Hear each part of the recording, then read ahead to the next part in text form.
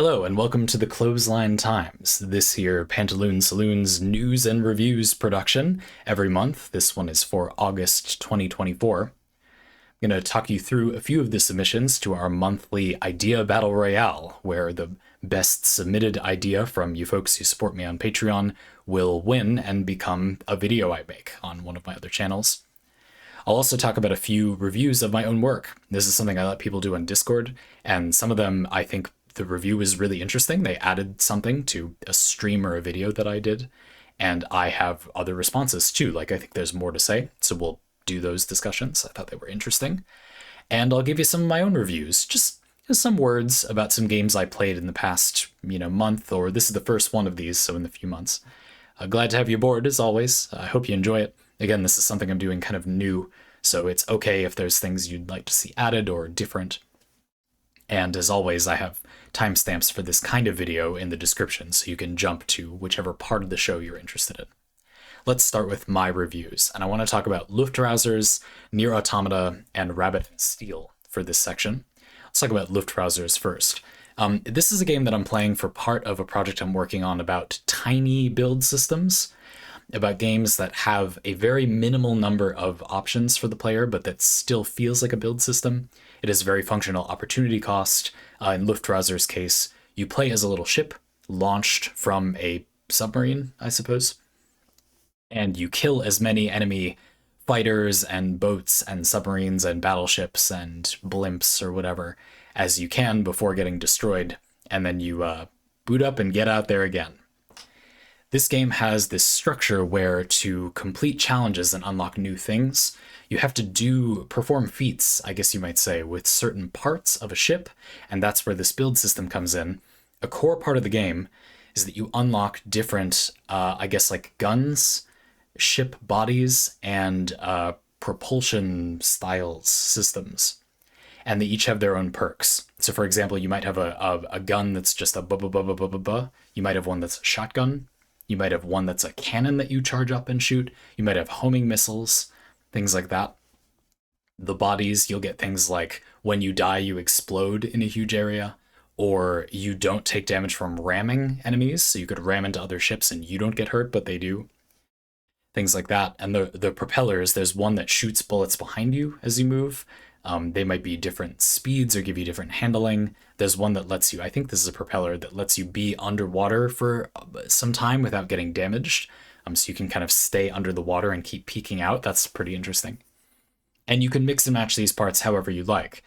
Each of them will then correspond to certain challenges or like feats you would perform with that part.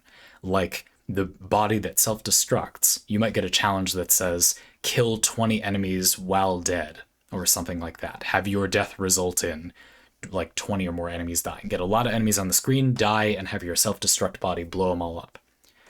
So you're meant to switch out different parts and often to use them and die. It's not about, surviving for the longest possible time. It's a sort of arcade-like game that just has that interesting form of progression.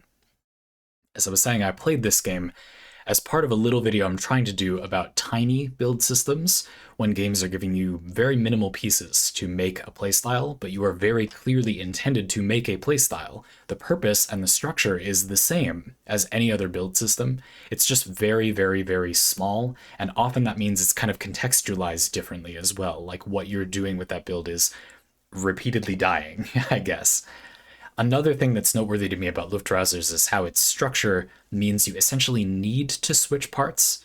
Like a big thing for me in making builds in general is that very few existing games are about making builds. They're really just about using the build you made. And even the type of game that I think is the closest to being about making builds would be something like a roguelike. But even there, you could argue that the fact that playing the game makes you a build as you get random upgrades as you go, and then they reset when you die. Yeah, you make a build each time, but I would argue that's as much about the player not needing to make a build, one just kind of happens throughout the run, as it is about the player intentionally making a build every single time. Many roguelikes are structured in a way where you can't even do that. They're random enough that you can't really, or there would be no point to, intentionally making a specific build each time. So I think that's close. Some of them are like that. When I play Hades and Hades 2, I play them in a way where I make a specific intentional build essentially every run. Sometimes I come up with what it will be a little ways into the run, yes. But for me, that is how they play. But I know many people who play even those same games don't feel that way about them. I think there are very few games that are about making builds. Usually they're just about you make a build and then you use it, or you unlock new parts for it. Perfectly fine. I'm just interested in that former thing. And Luftbrowsers does almost a step further in a way. You kind of have to make new builds to progress forward by unlocking the achievements or feats for each different part. Pretty interesting. I though felt a little bit of a quibble at feeling forced to. I definitely think it's a game that if you don't want to switch up the parts that you're using, you can't just pick a playstyle you like and enjoy it the whole time. But overall, it's fun. It's a very small game. It's a lightweight game. It's an inexpensive game, if I recall. It's a good, you play a little bit for a few minutes and it gives you a palate cleanser or something simple to enjoy. But I also think it's modestly difficult. You usually can't easily attack enemies without facing them, but that's also your propulsion. I like the controls, but I believe they are challenging to use super well. Maybe I'm just really bad. It's cool. Again, I pretty much everything I review or present to you this way I've played on PC, but just to say. Next, I'm going to talk briefly about Nier Automata. This one is complicated. I'm more just going to tell you some things about why I played it, and try to leave most of it for a parlay that Mr. Food, True Parlay Grandmaster Food, your very own, wants to do. Now, Mr. Food has done a series of parlay here on this channel about the invisible wall. This is the idea that there's this gap between games that are made and games that could be made, but there's something stopping them logistically. Physically, there's no reason you can't make them. They're very possible to make, but there's some reason why they don't often happen that way. Some circumstances or ethics or morals, or they're just incredibly resource intensive, or something. The kind of person who'd make this doesn't make that, and so we don't often get them together. It could be lots of things. Right? And apparently, for Two Parlay Grandmaster Food, Nier Automata is kind of the penultimate game, the climax of that series. And thus, I had been wanting to play it myself and finish it, experience it for myself before we did that parlay. It's been a long time coming, and I've owned Nier Automata probably since the PC port came out, which is like, I don't know exactly, but 8 to 10 years? A long time. A long time. I never once booted it. And I did for the first time, I think early this year. I played only a little bit, was kind of lukewarm on it so far, but then I played about 80 to 90% of it in the past few weeks. And now I would say done. That's a little bit complicated. If you've played Nier Automata, you probably know what I mean. Suffice it to say, folks, if you do play this game, you'll know what I mean once you complete ending A. Let's put it like that. And having played it, I guess this is becoming kind of an ad for that parlay, but I do want that because I think it's interesting. So I just want to tell you a little bit about how it was strange to have had the experience of playing this game. And this might come up in the parlay too. But it's a game that is talked about in very reverent terms by a lot of people in the industry. A lot of people say that this is a game that they consider to be kind of an enduring classic, or something that goes beyond just being really, really good. It's excellent, or an 11 out of 10 in a way that other games aren't. It has something more. And after having played it, my biggest takeaway is I think that this is a very, very competent game. It does very, very well at pretty much every aspect of being a video game piece of entertainment. I think that the gameplay and controls, the soundtrack and Foley sound effects, the graphics and character designs, the story and writing and world building, these are all things I think the game does exceptionally well. Yes, very good. Were I the kind of person who rated things out of 10 or 5, I would give it a 9 or 10 out of 10 or a 5 out of 5, I think. I really liked it, but it made me wonder, but what about that additional something? What is the content of the game being just a bit more? Now, don't get me wrong. If this is a review segment that you're going to use for recommendations, I would unambiguously recommend playing Nier Automata. it's kind of upsetting looking at the Steam achievements and seeing that, oh, 38% only of people got to ending A, which I would say is like the first 20 to 25% of the game complete. Only 40-ish% of players who, booted the game meaningfully got there. What stopped them? It's a fairly linear with side content, action brawler slash shoot 'em up kind of adventure game. Like, was it that hard for them to get to ending A? I hate to be rude. It's fine if it was. I just like, why though? I'm always baffled by. I just finish way more games. I think all that happens is that people get marketed to and don't have time, don't have a whole career to calibrate their own taste in games, and thus just kind of buy the new popular thing every time. And so of course they don't like a good amount of them, right? And of course they would boot them but not play much of them. I guess so. It makes me kind of sad. I don't know. I don't think that many of you will have that issue. I think I can unambiguously recommend the game, although I will quibble briefly here that I think the weakest part of it is the build system or the game mechanics, as I have often claimed it is in just about every game. Good games, big and small, the weakest part is extremely often the game part of the game, which I'm not saying it's bad, but it's not a 10 out of 10, to me anyway, where I think the soundtrack is one of the best soundtracks to anything ever. I could cry just listening to the soundtrack of Nier Automata. The game design, the game part of the game, I hate to belabor this point too much, it's a cut below, not some atrocity. Good. A 7 out of 10 perhaps, but nothing special in my opinion. And I just think that's a bit of a shame. I feel like it could be. I feel like the people who made it could make something that was that good and didn't for complicated reasons. It's a topic for another time, maybe. Or maybe not. I don't know. What the heck else is this series for? I thought it was really interesting, but it begged a lot of questions in my mind about what do you think, I guess I'll leave you with, an 11 out of 10 game is, or a game that's a masterpiece rather than just very, very, very good. What takes it to that next level?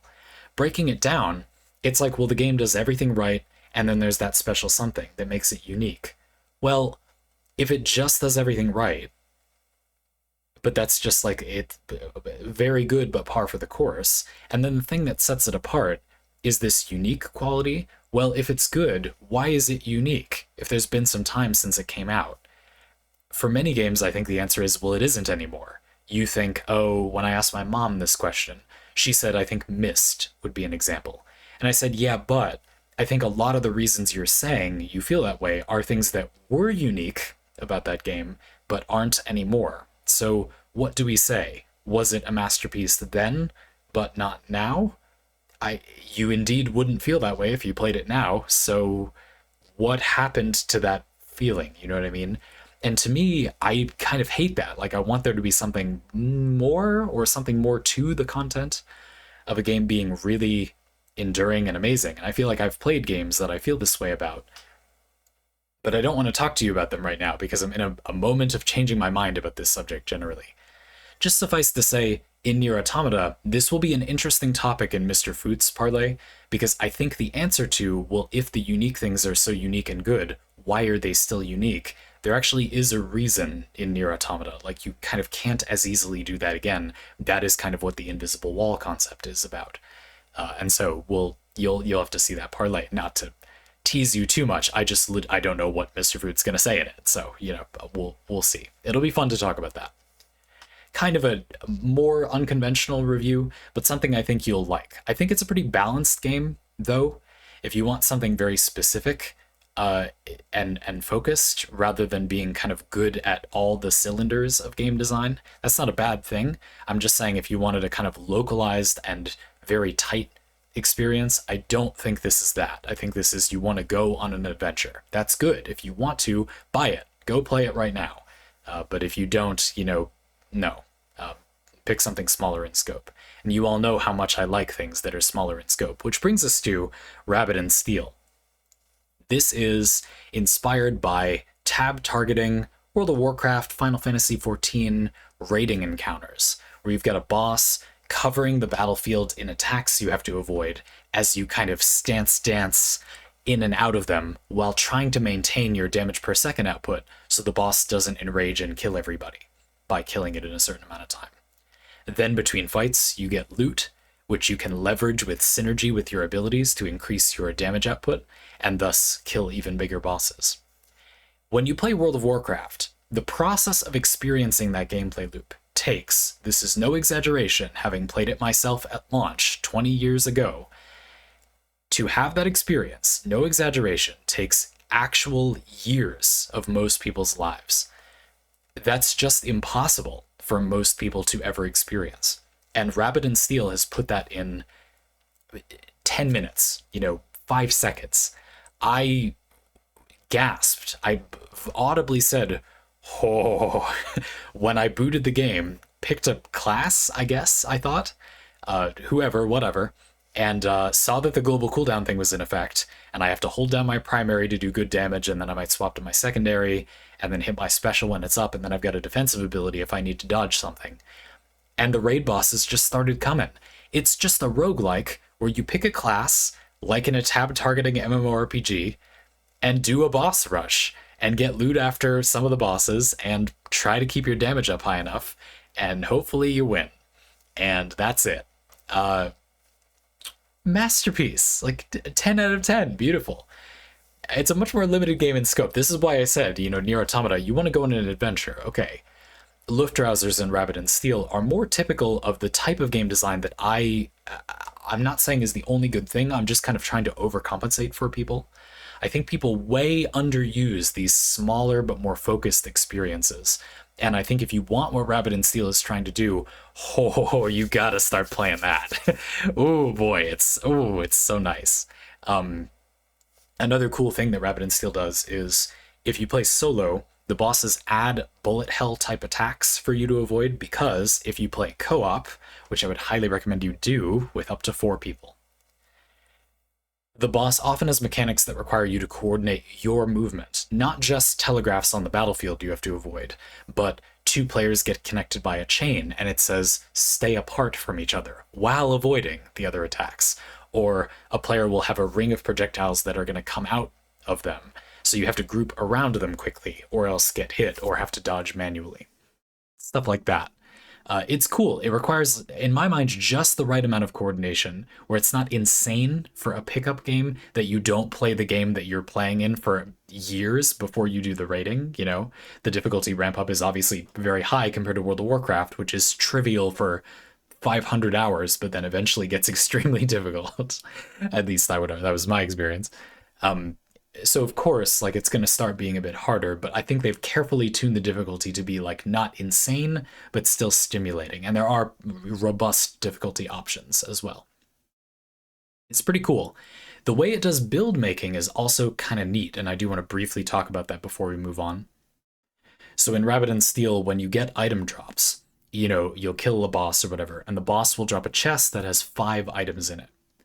If you play solo or co-op, either way, each player can get 1 piece of loot. You can't divide it up differently, you can have 1 thing. If you both want the same thing, you roll for it, person who rolls higher gets it, and then you have to pick something else. This means, though, that if a chest drops and it has 3 good items in it, well, if you're playing co-op, you can take more of them, and then hopefully hook them into some powerful synergy down the line, giving you a lot more lottery tickets on a powerful synergy appearing in the item pool later in the run. In solo play, you can't do this, so while you can take the best item, the game is rarely about that. It's often about hooking in these powerful synergies to your abilities or to your allies' abilities, and thus the game's reliability, in my experience, how much the game is defined by randomness, changes drastically, almost completely transforms if you play in a group of 3 versus solo. I'm not sure what to say about that. I don't like it because I want it to be reliable from the start, or have a way for it to be reliable from the start. I almost want to be able to store loot and swap it out now and again when I play solo. But It is an interesting aspect of the game, and I do indeed think this game is at its best when you play in a group. So is it like, does that make it bad? No. Some people might not even care about this. I really liked it. It's also a very small, compact game made by, I believe, a solo developer. Just crazy. Definitely worth a look if any of that sounded interesting to you. And speaking of any of that sounding interesting to someone, I also streamed the game because I wanted to show people on Twitch. This was on a Monday stream where I often put variety stuff. And I got a review for that stream that I want to respond to a little because I thought it was interesting. This is from iPatch Notes. This is a review on Discord of the VOD for the stream where I played Rabbit and Steel. I played a little bit of co-op and a little bit solo. And I'm going to redo the review. iPatch Notes says, hanging this year because it bothered me enough to want to leave written feedback. I vocalized it then too. The captain's sentiment at this timestamp rubbed me the wrong way about the assassin class being very simplistic, or I said not a whole lot to say about this assassin class. One of Rabbit and Steel's strengths, iPatch Notes continues, is how dense a lot of the mechanics tend to be. Every class will have some amount of connective tissue between their 4 skills, because that is the primary real estate the game can communicate with. To say there is not a whole lot to say is to me dismissive and slightly misaligned with the perceived spirit of the channel. Now, I do have emotional stake in and intermediate experience with Rabbit and Steel, including items and interactions the captain has demonstrably not unlocked yet. Other variety games may not get the same prickle as this one did, but a few notes. Assassin has 1 soft hook and 2 hard hooks into her defensive ability, which is a very, very cool ability. Just to pause for a second. Assassin's defensive is a stealth, so you turn invisible and won't get hit by attacks until you act for a few seconds.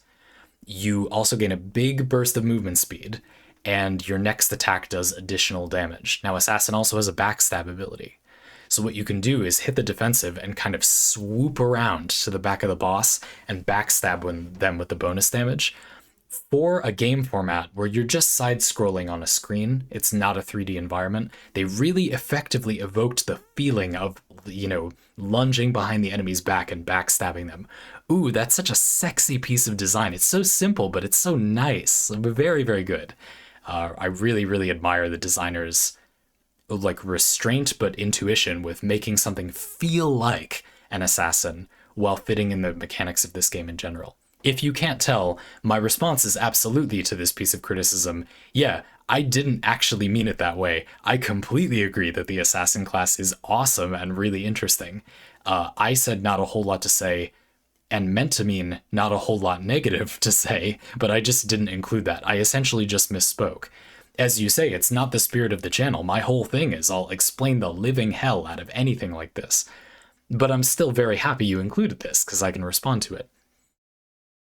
iPatch Notes continues with these notes. When you use your secondary skill, the knife throw, her ranged attack basically, and her defensive cooldown, the backstab stealth thing, is lower than, a certain amount of seconds, her defensive instantly resets. Her primary also has a percent-based chance to reset her defensive, and backstab is a large single packet of damage that benefits from the damage boost from the defensive stealth. Since her defensive is a mobility tool, defensive measure, and offensive buff with 2 ways to reset the cooldown, there's automatically a lot to say. And again, I absolutely agree. iPatch Notes, I don't know, I'll begrudge you saying this. You said it in a well-meaning way. You wanted to voice an interesting aspect of the game's design that I failed to during the stream, that there is a lot to say about. Assassin is maybe one of the easier examples of the game's design flexibility, even though the kits seem very simple. You've got your primary and your secondary, often a melee and ranged attack, respectively, though they often have various intricate mechanics like the different ways they reset your defensive cooldown, as you saw here. And then a special ability, which is often kind of a burst damage skill. It might need to be recharged or have a long cooldown, so not a spammable attack or an auto attack like your primary and secondary. And then a defensive ability, which is often a repositioning tool or a projectile destroyer or a buff for the team or a combination of those things, or it makes you invulnerable or whatever. It's a really interesting set of game design, and of the classes in the game, it's cool to see how they each kind of hook in to various mechanics that way. I totally agree. Just to be crystal clear, no, I misspoke or just didn't at the moment have the mental bandwidth to say the many things I absolutely have to say about the assassin class. Another thing, just quickly, that's kind of noteworthy is in Rabbit and Steel, I described before how since you get those different loot options, they'll often hook into things like this. They'll say, oh, your defensive has a bit lower of a cooldown, or percent chances are more likely to succeed. Now, on Assassin, you have both of those things. If you lower the cooldown of your defensive skill, its cooldown will be lower than the threshold it needs to be for your secondary to immediately reset it sooner. If you increase the chance that percent chances succeed, your primary will reset your defensive more often. And if you get either type of item, Assassin makes great use of them. Additionally, effects that ask you to trigger them when a percent chance triggers. Assassin's very good at triggering these. Attacks that want you to hit multiple times. Your primary and secondary are perfectly fine at this. Attacks that want a single big packet of damage. Your special is very good at this. Many games with lots of build options have this quality where there are items in the game that buff up doing a lot of hits of damage or one big hit of damage that has a single large number of damage output. And it's often very powerful in these games to play characters that have a combination of both types of attack. Another example that comes to mind is in Hades, the Adamant Rail, the gun, has an auto fire that hits quite rapidly, many times in a row, but not for much damage, and a secondary fire, it's special, it's called in that game, where you lob a missile, projectile, bomb that is a single big packet of damage. What does that remind me of? If you get boons that are good with single big hits of damage or many small hits of damage, the rail has an attack that is good with either approach. And Assassin really reminds me of that, though there are a good number of other characters in Rabbit and Steel that do have that balance. In Hades, I actually think this is a bit of a design misstep. A lot of weapons, or not very many weapons, a few weapons, are dramatically stronger because they and not most other weapons can achieve that balance. Whereas in Rabbit and Steel, the developer knows that that is what's powerful, and so most characters have some balance between those things. Some multi-hit stuff and some single-hit stuff that does a lot of damage. Or the ability to adapt attacks to be one or the other. We can't even get into right now the really interesting ability upgrade system where you can change the kind of color-coded effect of an ability, make an ability a multi-hit, make an ability defensive, make an ability one big hit but with a longer cooldown, make an ability ignore global cooldowns so you can stack it with something else. Things like this, and they're very individualized. Every character's 4 abilities in their kit have like 7 or 8 different variants, meaningfully different variants a lot of the time, as you upgrade them in different ways. Just, it's so fancy. For such a tight, simple title, like that's such a fancy system. Ooh, it's so cool. Very neat. Anyway, iPatch Notes. I thought it was nice that you included this bit of complexity, and we can give back that sense that the game has this really interesting set of design hooks, so I hope you don't mind that I wanted to include that in this section. It was a great piece of critique, or rather, you covered for my mistake. Something I, too, thought was very interesting, and there was a lot to say about in the game. I simply spoke in a way I didn't quite mean and didn't indicate that. I think I really was trying to say that it's a straightforward class to understand, not necessarily to play or make builds around, just that it was like a good piece of design, not a lot of critique. Maybe that's what I meant. I don't know. You're right, it's weird. The character demonstrably does have a lot to say about them. I just thought you'd be reassured, and I thought there was stuff to say about it. There's one more review I wanted to briefly talk about, just because I thought it was interesting. This was from a while ago, but there haven't been a lot of reviews. If you want to leave some, these are available to, I think I have them set to every person who is supporting for any amount of money on any platform. So if you're a Twitch subscriber or a $3 patron, or you're on YouTube members or whatever, all of those people, anyone who supports for any amount of money monthly has access to this, to leave a link to something I made. Could be a stream or a part of a stream, or a video or a part of a video on any channel, or even something I left somewhere else, like maybe the game list that I maintain of all the games that I've played, or a part of the Discord or something, whatever it is. You can highlight it there and leave a little review of it. A few of you have, and I think that's awesome. I really appreciate the feedback. It's very helpful for someone who's kind of overly mentally active or has analysis paralysis about these things. It's a lot easier for me to say, oh, I can respond to this thing the audience has told me they feel and decide what I feel about it and kind of meet in the middle, rather than just kind of guessing, well, I would like these 2 options, but I have no idea which one people would like. I very often feel that way. So it helps a lot if you want to leave reviews, but you don't have to, of course. Here's one more I wanted to briefly talk about. This was from a parlay by Mr. Food in May about not rolling as much, or like roll or math light tabletop role-playing game systems. I'm going to read just a quick chunk of it. Mr. Fruit says, I'm overall very happy with this one, but you missed one massive thing I didn't mention because I thought it was obvious. To answer your question of why go for more lightweight or even diceless systems in your tabletop role-playing game, I'd have to say it changes the pacing of the game. By having a system without any math, like the dice pool in Nova, or a diceless system like in Dusk, you can vastly speed up every action in the game. This might not seem like a lot, but it noticeably adds up over the course of a session, especially in combat. This super high-paced gameplay is the main reason why I play these simple rule sets. Yes, I agree that this is an impactful thing. I've in fact done a little streamlining of my own, but I want to marry it with another kind of design thing that I really like, so I want to briefly talk about that. A little bit of tabletop role-playing game design that I thought people might find interesting. Yeah, if you play D&D or whatever, you're playing Dungeons & Dragons and you need to roll perception. Well, you need to check your perception modifier, and if you have proficiency in perception and what your proficiency is, and then roll your die, add those numbers, and tell the game master to see if it's, high enough to see the thing or whatever, to represent how good your eyesight was in that moment. And that's not like a lot of math, but I don't want people to overly prickle at the idea that it is some math and that it adds up. It absolutely is. It totally does. There is that little slowdown, and people futz around a little bit. And if you've played tabletop role-playing games, I'm preaching the choir here. Streamlining it in any way can really add up, I agree. However, I find that the roll of that d20 has a lot of impact for a lot of players. Seeing the moment of drama where the die rolls across the table and we get to see what it is and we kind of all share seeing that dice on the table, I think has a big impact on how the game feels to play.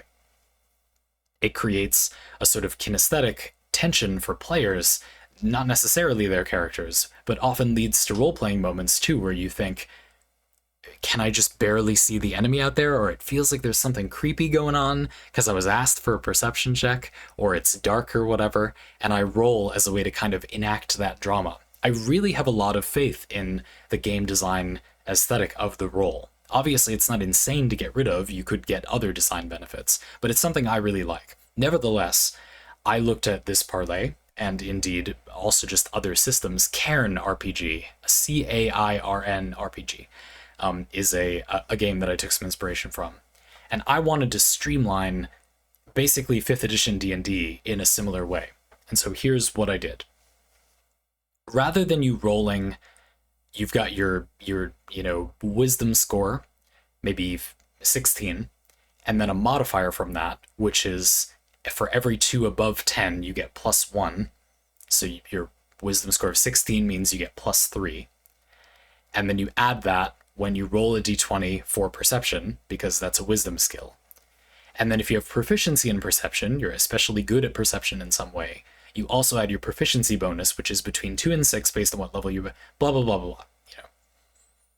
I think that's part of where it's coming from. Can we streamline it in some way? Well, I think we can. The way that the modifier works between, having a score of 10, your modifier is 0. You have a score of 20 in wisdom. That means every 2 above 10, you get +1, so that's +5. Or if you have a 0, then you get -5. So 10 is the average, and then it kind of orbits around there. 10 is the average, and then it orbits around there. What does that remind me of? It's a d20. The average roll of a d20 is an 11. What if you could use that to kind of eliminate modifiers a little? And you totally can. I'm kind of hand-waving some math. We could talk about it in more detail sometime. But having it be that your score is instead your target DC, your difficulty class for the thing you're doing, not something that gives you a modifier, can, if you fiddle with the math a little bit, can be modified such that you don't need a modifier anymore. It's the same, but you can just roll above your score. This requires something a little tricky. You have to make your score a bad thing. So let's show how it is in this new system. Again, I'm hand-waving a little math, but you'll get the idea. you, instead of saying I've got a 16 in wisdom, therefore I have a +3 modifier, and then I do all the stuff, you have instead a 4 in naivete or something, the opposite of wisdom. I don't know. This is the part you need to work on, of course, and you need to roll above a 4 to pass your perception check or whatever. If it's a normal check within the range of, 1 to 20. It's a normal human thing. You need to roll above a 4 to pass, because you've reduced your, inability to notice enough that it's now more likely you'll notice these basic things. Now, you can still have proficiency. You're especially good at perception. And if you have that, I just use proficiency dice. So rather than adding between a 2 and a 6 for your number, you add between a d4 and a d12 to your roll, which average out to about the same things but slightly higher, which helps give you back that advantage that got messed up when you converted some of the math. So now your check looks like this. Give me a perception check. You check if you're proficient in perception. You are, so you take your, let's say, d4. That's your proficiency die right now.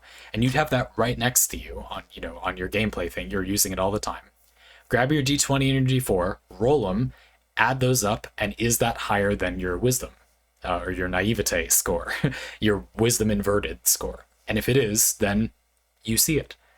If the game master wants to make it harder, they can roll their own proficiency dice to jack up the DC. And oftentimes this will cancel out with yours, and you'll very quickly see, oh, they rolled a d4 and got a 4, I rolled a d4 and got a 4, forget those, I get a 17 and my naivete is, 7, so I'm good. Something like that. And obviously I'm hand-waving a little bit of math. Again, if you've played 5th edition D&D or a similar system before, don't freak out that math sounds hand-wavy. It is. I'm just simplifying for the sake of time. Please give me a break. But I found that even that small speed up, there's kind of still math if you have proficiency, but you kind of know what to expect a little bit. And you could even reduce it by, depending on the playgroup, you could remove proficiency dice and it might feel quicker. It kind of depends on the person. But you're still adding a lot less, and you also don't need to check, hey, did I succeed? Like, we can all see if you succeeded. Now, if you need to fudge a roll, also, you're the game master and you want to cheat the roll a little bit. It's perfectly fine to roll your proficiency die behind the table if you need to say, oh, that just barely fails because I got a 6 on my proficiency die or whatever. Depending on the check, let's say their proficiency die is a d6. You can still do that. But I find that this adds a lot of tactile feel. You're kind of rolling everything and you immediately see if it succeeded. You know if it was good when you see the roll. When the dice stop moving, you go, that's good. And you get excited immediately, is at least my experience, rather than feeling the kind of tension of, we got to check the, scoreboard to see if that's good or what that means. We're all excited, but then we're confused. Personally, I found it to be a lot more fun, and also a small but meaningful speed up that really adds up. I say this not at all to say that Mr. Fruit's idea that having a diceless system or a dice pool system without math, like in Nova, are bad ideas or are not worth doing because you can do this other thing. I think my system, you can see, compromises a little bit back in the mathematical complexity. It still reduces it, but still holds a little bit of it, but in exchange gets a kind of tactile benefit from rolling die that way and getting your outcome immediately in a way that doesn't require a modifier. I have found this to be really fun, especially for newer players. It's also fast to teach if you're used to the other system, because it's just simpler to check. You don't have to learn any weird rules. I just say, this is your stat. What does that mean, they say? And you say, well, if you roll above that, you succeeded the thing. That's it. It's your DC for things that involve that quality. Your strength, oh, it's weakness now. Your weakness score, that's what you have to roll above and surpass your weakness whenever you do anything related to weakness, strength, whatever. Anyway, something I found to be very fun. But how does it work with attack rolls and stuff? No, shut up, we don't have time. Thank you for your interest. We can talk about it more at some point. But let's move on to, quickly, the Idea Battle Royale spotlight, because I want to make sure we get to talk about these a little, because they're very cool. These are the ideas in the Idea Battle Royale channel. This is an example one that I won't read from me. And here are the 3 submitted. These are from Seameister, iPatchNotes, and True Parlay Grandmaster Foot. And there are few enough of them that I think we can just read all of them this time. In the future, I hope this will become popular. If you support me for $5 a month on Patreon, or you're a Twitch sub, that would be $5 a month. I do the same thing for that. And your Discord is connected, you have access to this. You can submit an idea for a video every month. You can vote for other people's ideas by clicking on the little emote next to each of them. I don't vote because it feels a bit unfair. Yeah, you can submit your ideas, and the one that gets the most votes at the end of the month, I'll make into a video. If they tie, we'll have to do some kind of runoff, or I will just pick. And that's a lot less fun than all of you picking. So take a look, submit something if you like. This is, obviously, I'm also just hoping people will use this new system before. I hope you'll forgive me. It's new, so I want people to know it's here. But I thought it would be fun in the middle of each month to read you what the prompts are a little bit, or read a few I thought were interesting or exciting, just to create some competition or encourage people to vote for them, or to put in your own idea or ask clarifying questions or whatever. It just might be a more fun way to see which idea will come out on top. So let's read them. iPatchNotes first. A lot of games with player options start with a small initial set before blooming into a full garden. Where I find most games differ is in the size and presentation of said initial set of options. Hades, the first one, strong-arms the player into only using the sword at first, slowly unlocking other options such as spear and gun. Most of the sword aspects fall under the fast and light category, while other options and even hidden sword, that aspect of the sword, can be slow and heavy. The player is thus given a fast and light first impression of the game as a whole. Nova Drift is one of those lightly randomized arcade experiences, but the guardrails are much lower. A lot of the game's total options are still locked behind playtime. Where it differs from Hades is that the player is given starting runs with no further strong-arming. The player can pick a starting point based on their preferences, then compare it to what the game is asking for. For example, try building something defensive and just see how much the game values that. Get defensive layers against a variety of enemies, get raw damage and be a glass cannon, and just see how punished that is. See also Chrono Arc, which is not on the list, but the captain verbally confirmed experience, maybe? I did play a little bit of Chrono Arc. I don't think I've played enough to respond to this. They're referring to it being on my list of played games. iPatchNotes concludes, I think the latter approach has more merit for player-derived narratives, having it be that the options are more open, and each player's journey can be more explicitly different since there are a large number of starting points. The player just interprets for themselves what's valuable in this game and finds out how that is. After all, maybe playing really defensively is very effective in Nova Drift. Who's to say that Hades should objectively start with a fast and light weapon option? Hades, while eventually supportive of many builds, can take a long time to offer an experience that truly clicks, potentially. Anecdotally, I was a long-time Hades spectator wanting to play with fists, starting with spear, hating fists before swearing by gun. This was not the case with Nova Drift, where my first and final impressions roughly line up. I chose my starting path and mostly stayed true.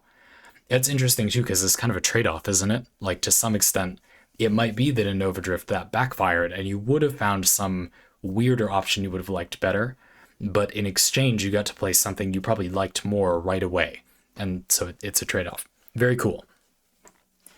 So iPatchNotes concludes, this is an adjacent topic to first-time fantasies, where the player may have a particular theme they want to fulfill without the context of the game's rule set, wanting to be an assassin or a healer broadly, and then figuring out how the game supports that fantasy and what numbers are realistic.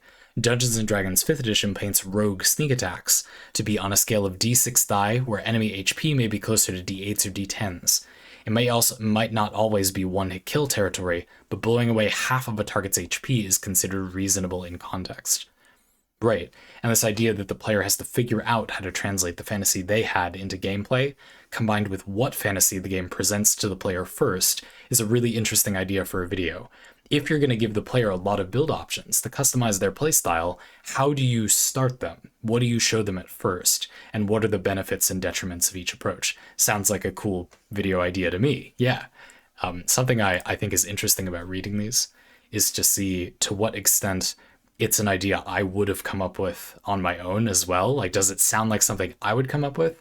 Or is it a sensible topic for my channels, but just not something I would have thought of on my own. This is something that I didn't quite look at that before. That's a really interesting perspective that Hades compared to Nova Drift, for that example, starts you with a much more narrow impression of what the game might be like, even though it has quite a bit of breadth later, whereas Nova Drift kind of lets you figure it out a little bit, and why not to some extent. I think games broadly, just to weigh in a little bit, fear letting the player choose and therefore choose wrong. But I am, so far, I haven't written a video about this yet. We'll see. But I'm tentatively on the side of saying you really ought to give the player multiple options out of the gate if the game is gonna be about that. Though that's a whole other can of worms, can of fish. Let's look at Seameister's prompt now. This one is much shorter. They don't have to be long or short. Whatever works. I thought they were both all well written, really.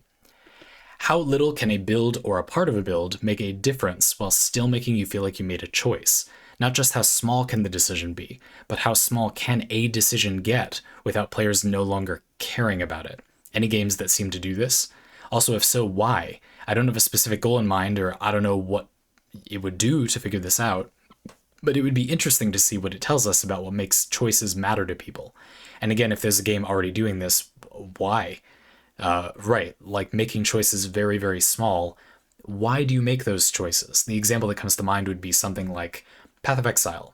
In Path of Exile, it's notorious for having this gigantic skill node tree. And the interesting thing is that the nodes in the skill tree are of vastly different impact. Some of them are just a little bit of a stat. Some of them build up to a final node that will be powerful. And so spending 1 point on a build has a rather swingy impact on the player's level of power. I don't necessarily think this is a bad thing or a good thing, but it begs the question, why are there all those other nodes? Why are there so many nodes? Personally, I think that it does add up. You use those smaller points to create something that is still valuable for your build by cashing in a lot of stats. It's not like they don't do anything, and it adds up. Another thing is that I think Path of Exile does something a little odd, where it's trying to make it fun to make a build with efficient routing. It wants it to be that it's fun in a way, or there's an opportunity cost to how you get to the perks you actually want. You spend points on travel of a sort throughout the skill tree. Pretty weird. Indeed, if there's a game doing this, why? Yeah, I mean, it's strange. Like, that's a weird reason. But I can certainly think of games that I felt like, that's odd. Why are you making me do that? And I think a lot of games don't do it well. But at least in Path of Exile, while I did not enjoy this, I think there is a good reason why the game does it that way. There are design goals that are met for people who want that goal met, that use that concept. So, pretty interesting. I think this is a good concept for a video. I think it would be fun to see.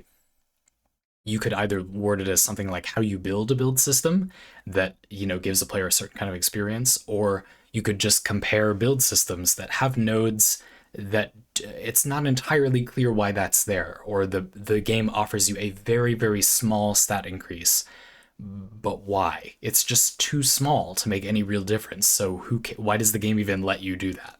I can think of a lot of examples, and many games that offer answers and many games that don't. I think it's pretty common, for example, again, a little teaser into what this video might be like, to see games that, I'm sure you've played many of these. They give you items, lots of item options, but they give you unbelievably inconsequential stat boosts, like 2% damage against robots, or whatever. And it's like, okay, I don't even know as a newer player what enemies that counts against, and it gives me an impossible to notice for humans increase in damage against those enemies. Like, why is this here? Like, it just makes it more complicated for nothing, really. I think the answer for that one is in marketing. They were trying to create the impression of you being able to kind of itemize, but they didn't want to have to deal with that giving you a variable amount of power or impact. And to be rude, in many cases, I just think they're not good enough designers to make the game flexible toward that, or they had no real intention of making a game like that, but the public relations department demanded that they make, some appearance of playstyle customization because they misguidedly think everybody wants that, which they don't, which they do not. I do, but only if it's good, and you phoned it in. I think I speak for it. I will happily speak for everyone, and so help me, go ahead and tear me down if you think. I don't think basically anyone wants that. I think no one wants those systems. They're bad for everyone. But alas, what a fun video that sounds like it would be. I'm completely joking. I think that would be a lot of fun. There are lots of positive or like just really weird examples to give. I would only open the video by saying, yeah, we know that there are these crappy systems, but it gets a lot weirder if you push for games that are like trying to be something, but just still have a lot of little talent nodes. Very, very strange. Finally, I'm just showing you where these are, so if you want to vote for them, you can see. This is True Parlay Grandmaster Fruit's prompt. And some of them also you can respond to other people's, so if you want to ask them questions to clarify what the concept would be like, or weigh in and say, I think it would be cool if it also had this, like you could do this in this video, or here's a game that's a good example. That's cool too, that's great. Mr. Fruit says, the two extremes of buildcraft, the concept for this video. On one side, we have targeted vertical progression, getting more powerful, and on the other side, horizontal options, getting more different ways to do things that are not necessarily more powerful, just different. In my experience, so we got a thesis statement, buildcraft is usually more interesting if the buildcraft is in a game that contains vertical progression for very complex reasons.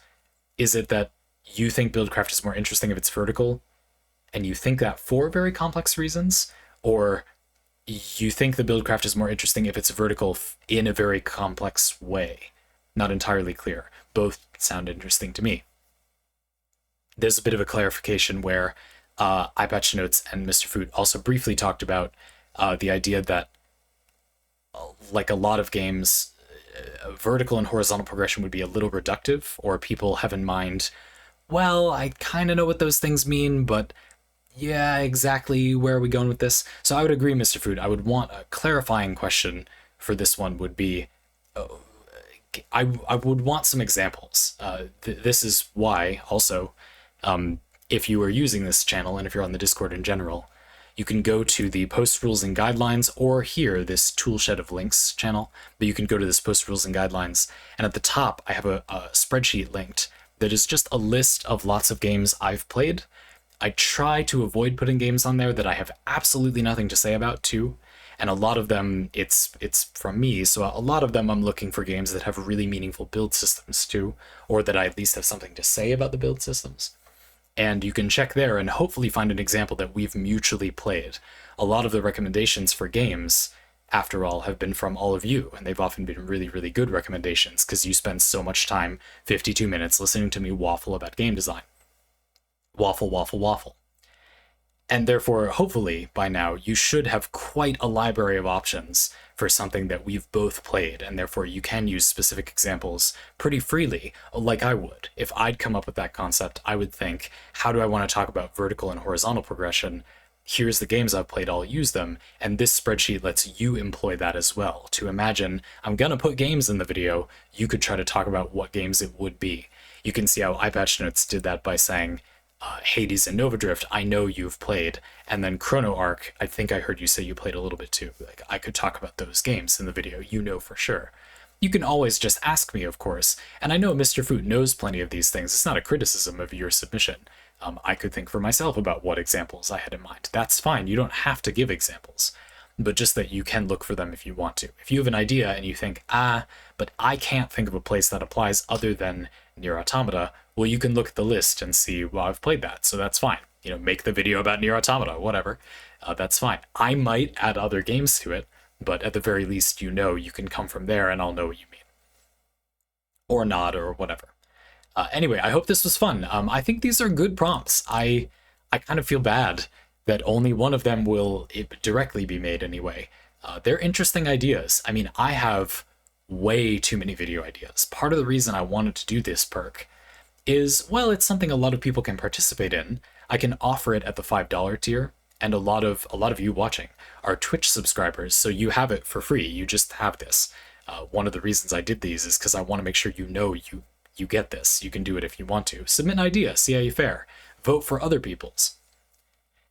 But I have so many video ideas already, it might seem a little odd The idea is that, well, we can narrow it down. Some amount of asking you which ideas you want more is necessary if we're going to get things that are good, because I just have too many. I could easily make something every day until the end of time if production time allowed me, and I wouldn't get burnt out from doing that. I will never run out of ideas for things to make, like literally ever. I could, for decades, I will not run out of things, and that's just what I already have. I'm quite confident. But at the same time, I don't know which ones to do, and I would much rather make something that all of you are excited for, because I'm probably also already excited for that idea. It's not a matter of me doing what you want instead of me. I'll admit that creatively, it is also a little reassuring. Yeah, like it's something where I know you said that you're interested in this, and so I have it on good authority that I'm not going to make it and nobody will care. I admit that is definitely a creative anxiety that I, and like practically every other human being, has. Yes. But at the same time, I'm still going to be making 90% videos that are not recommended this way. It's just the way that sometimes I can feel like I have a more targeted relationship with what you said you were interested in. If it sounds fun, give it a try. I'd love to have you aboard. Again, they reset every month. This resets every month. But you still have a week at the time I'm putting this up, and there'll be one just next month. So I'd love to have you. I didn't talk about it in this parlay. It's always parlay, whoops. In this episode of the Clothesline Times. We didn't talk about it here, but I will just briefly mention that I also put out another new perk recently, the Crew Parlay. This is kind of a group Q&A response thing. So how this works is I post something here and you can't post in this channel. You click on the thread right here, and on the side you can see people can submit responses. This one currently only has stuff from iBatchNotes, Seameister, and True Parlay Grandmaster Food as well. So let's just a quick thank you. Thank you very much for using my new Patreon features. I want to know if people like them and make them good, make them fun for people. So tell me what you think, and if you would like something better, let me know. I want to make perks that you would like. So again, you're already supporting me financially. I want you to get something you like in return. I know for some people, they're not doing it for any particular reason. They just want to help make the videos possible, and that's very kind of you. At the same time, I may be able to provide something that you would just like also enjoy. You didn't sign up to the Patreon or subscribe on Twitch for that reason, but perhaps there's something on offer that you would like, and I would certainly like you to know about it. Anyway, I hope you had fun. I thought these were enjoyable. Yeah, like them being about an hour sounds about right. I would say we'll see how it goes. And you'll see Crew Parlay will also be around that long. They're going to be longer than Parlay. This and Crew Parlay will be longer than normal Parlay, but probably still around an hour or maybe a little longer sometimes. Anyway, hope you enjoyed it. See you next time. Thanks for listening to the Clothesline Times. And thank you so much for your support. Many of you listening to this are the reason that I'm able to do this for a living. So just thank you very much. Bye-bye.